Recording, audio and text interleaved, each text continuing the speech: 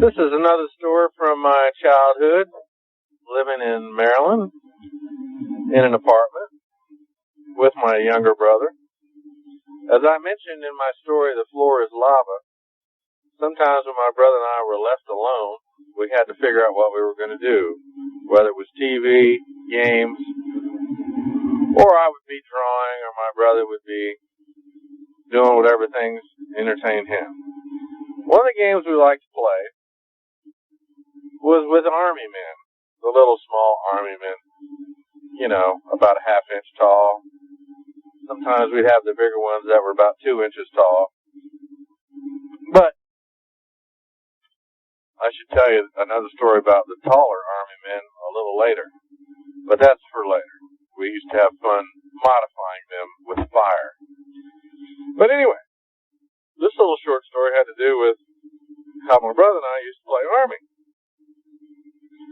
What we would do with our army men, we'd be in the bedroom. We would agree to take a blanket, quilt, whatever, stand back, throw it on the bed, and however it landed, that was your landscape. That was where you set up your forces. And the same for my brother. He would throw a blanket, and as it landed on the bed, that was his landscape. That was his territory. And this was quite a skill that you had to figure out how to bunch it up, the little toss, the little twist, the little underhand. So you had a lot of good crevices, a lot of good mountains, a lot of good blind alleys that you could set your forces up so that when your invader would be coming to your territory, he wouldn't be able to attack quite as nicely.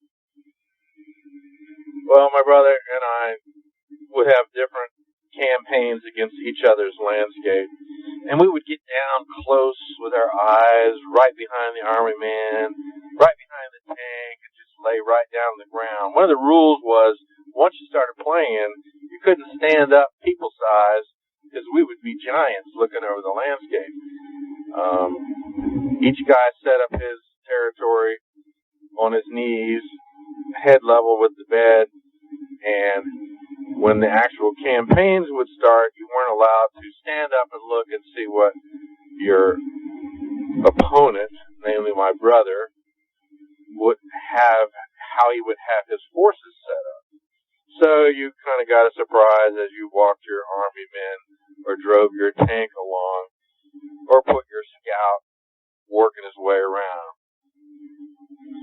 It was kind of fun because, you'd be tooling around the quilt, the little folds in the quilt with your little scout, and all of a sudden, my brother would go, pow, pow, pow, pow, pow, or boom, or whatever, for tank, or machine gun, or sniper, or whatever, and I'd be taken out. And, these games went on sometimes for, 45 minutes, an hour, because you had a lot of army men, and you had to determine who won, and all this and that. Well, as is not surprised, my brother and I would get into arguments about whether one of your army men was dead, or how many men got killed by a tank, or he would say, I threw a grenade. And I was like, yeah, well, your grenade didn't land near my men, because that man's too far away. Nobody could throw a grenade that far. So it was always a debate. Every game between my brother and I was always a debate, and neither one of us would give an inch. Well, I remember one time he just particularly irritated me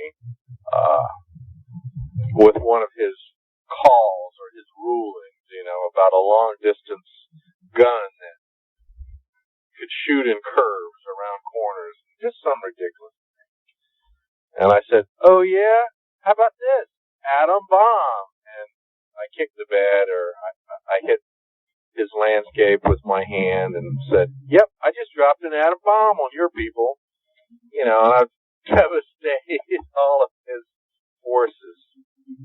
Well, I was the older brother and I could get away with stuff like that. Of course, that's what I thought. And when I turned my back and my brother laughing about and repeating, atom bomb, top that, atom bomb, you're done, dude. He reached in the closet and got out a baseball bat and hit me over the back, upside my head. And he goes, as I'm talking, atom bomb. He goes, baseball bat. Kind of funny, but not really. It was quite painful at the time. Of course, I doubled up in pain and shock and looked at my brother. I'm like, why, you little... I could not believe that he did that.